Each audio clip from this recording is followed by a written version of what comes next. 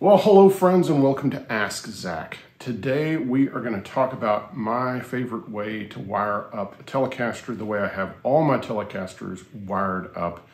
And that's, I have them wired to where the tone control is only active on the bridge pickup. So in other words, there's no tone control on the neck pickup. And it has a lot of advantages, and it really works well for balancing the pickups out, making them more usable live when you're switching between the two. So I'm going to talk about that. I'm going to talk a little bit, I'm going to give you the postage stamp version of the history of Telecaster wiring, just briefly to get you up to, from vintage Telecaster wiring to modern Telecaster wiring, which starts like in '67. And then I'll show you how simple it is to take modern Telecaster wiring of a modern vintage style guitar, like a reissue that you would buy, and how you just need to make two simple modifications to the wiring to get it to where it's wired this way. And I think it's very much worth doing, and I think it will open up the neck pickup and help you to use the neck pickup more. Or maybe it'll help you use the bridge pickup more. All right, so while you're thinking about it, if you've been watching the show and enjoying it, well, please hit subscribe if you haven't done it already.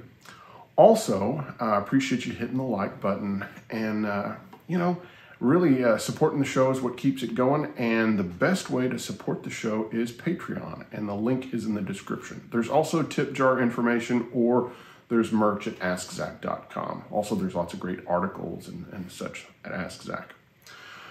All right, let's dive in. So let's just say, why I got into this, into changing the wiring on Telecasters.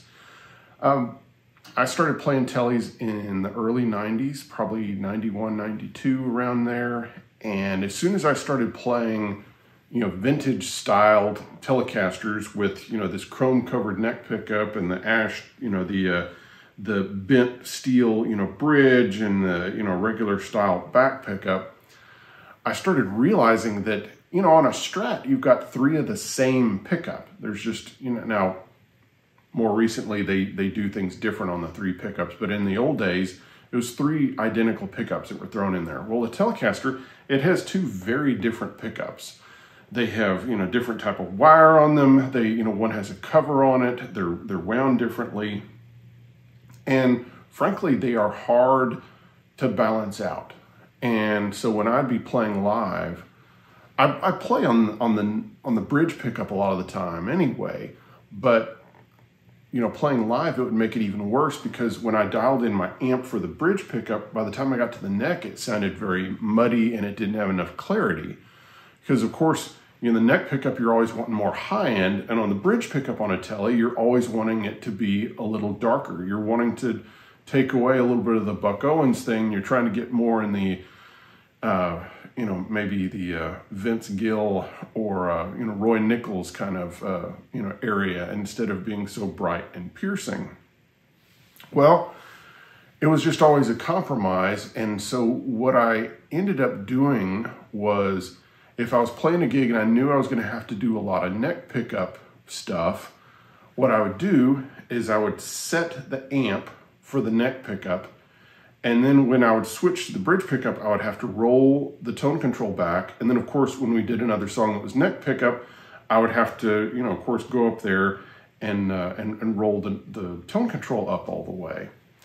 Now, that was fine if it was a different song, but sometimes if you had the same song, like Drift Away, that's a song where you have to do all this really nice, sweet neck pickup stuff for the intro and the turnaround and the verses, and then it has these twangy low string licks that, you still don't want to go crazy twangy, but, and having to go back and forth very quickly.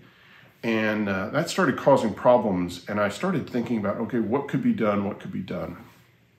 Well, finally, I started thinking, well, I never use the tone control on the neck pickup, ever. Well, what if I disconnected it? Well, I did it, and I was just so happy, because now what I could do was I could set the tone of the amp while I was on the neck pickup and get a sound that was really clear and nice.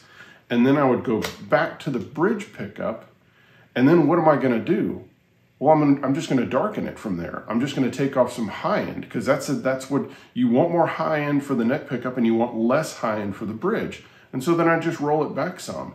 And all of a sudden I had these preset sounds that were just wonderful. Now I did lose the the tone control on the neck pickup, but again, maybe you're different, but I just never used the tone control on the neck pickup. To boot, you also, because you removed the neck pickup from the tone circuit, you also got a little bit more output and a little bit more high end out of it. So it really improved the pickup sound for me. And vintage, Telecaster pickups can be really dark, and this one has a chrome-plated brass cover, and that's really the darkest of the covers. So this is kind of the worst case scenario as far as dark Telecaster neck pickups. And as you hopefully heard in the little intro, I can get a lot of clarity out of it now because I just set the amp with the neck pickup, and then I go to the bridge pickup and I just roll it back some. So yeah, let me just kind of show you. So this is of course the neck pickup.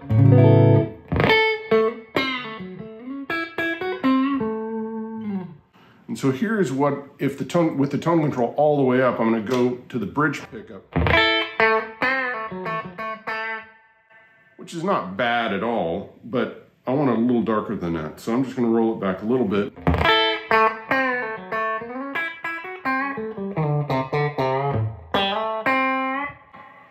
But then I can go straight back to, and again, the tone control doesn't do anything here. You're just hearing a little microphonicness. So now for a little bit of history on Telecaster wiring, just so we can get up to modern wiring and how to modify it. So this is, how you can change your guitar, how you can change the wiring to make it where the tone control is only on the bridge pickup. So the Broadcaster and the Nocasters and the earliest Telecasters in '52 all had the same basic wiring, and that was in this first position, the number one position, closest to the neck. It was the neck pickup, no tone control, and it was going through a circuit that made it sound like this. It's awful. It's awful. And that was what Leo Fender called deep, soft rhythm. So whatever. The next position was the neck pickup by itself. Volume control worked. This knob didn't work on it. Okay? Then you get to the back position. Bridge pickup is active. Volume is, of course, active, just like it is in all the positions. But now this knob is finally working, okay? And it's not an actual tone control. What it is it's a blend control, and it blends in the neck pickup. And so it was brilliant. And it allowed you to get both pickup sounds, but you didn't have a true tone control. And so customers and dealers were not happy about that. They wanted a true tone control. And Leo, said, okay, whatever, you guys want a tone control, I'll give it to you, but you're going to lose the both pickup sound, because he wanted to keep that awful, neck pickup through the weird, cap and resistor that made it sound like this. So in '52, the Telecaster has this wiring, or actually mid to late '52. So first position is the awful sound, where just the volume control is active. Second position is the neck pickup with volume and an actual tone control. Third position is the bridge pickup with the volume and the actual tone control. You could not get both pickups unless you balanced this just perfectly, and like people would do on vintage Strats. But it was kind of hard to do, and sometimes the pickups were out of phase with each other, like on James Burton's Red 52. So then this is the way the wiring stayed at Fender from mid-1952 all the way through mid-1967. So for 15 years, the wiring stayed the same, and you could not get both pickups together unless you carefully balance this or you rewired the guitar. So finally in mid-1967, we get what everyone thinks of as the modern Telecaster wiring scheme, which is neck pickup, volume and tone control, none of this stuff. Both pickups, volume and tone control, and bridge pickup, volume and tone control. All right, so now let's show the schematic on the screen. Okay, now here's what you need to pay attention to. The tone pot and the volume pot kind of have 3 lugs on them, and they're kind of facing each other like 3 fingers. Okay, well the lugs that are closest to the bottom of the screen on both the volume and the tone pot, they have a single wire going back and forth. Okay, number 1, that gets removed. So you desolder both ends and you remove the wire, but you keep it. You know, you might need it later if you want to go back to the old wiring. The next thing is you're going to have to come up with another wire that's longer, and it's going to attach to the tone pot on that bottom lug closest to the bottom of the screen, and it's going to go to the selector switch to the same lug that the bridge pickup is attached to. So, and then here's that. Okay, now you don't need to take a screenshot of this or anything like that, because the schematic is at askzach.com, and I'll put the link in the description. So yeah, I love the sound. It's just really worked for me. I've done it on all my 2 pickup Telecasters. So this is of course my 57 Esquire. I have a 67 Tele, and I have a Crook Paisley. They're all wired this way, and it just opens up the neck pickup more. It gives it more life. It gives it more high end, gives it more output, and you can just really balance things out so much better. I highly, highly recommend it. All right, now it's time for Zach's Book Nook.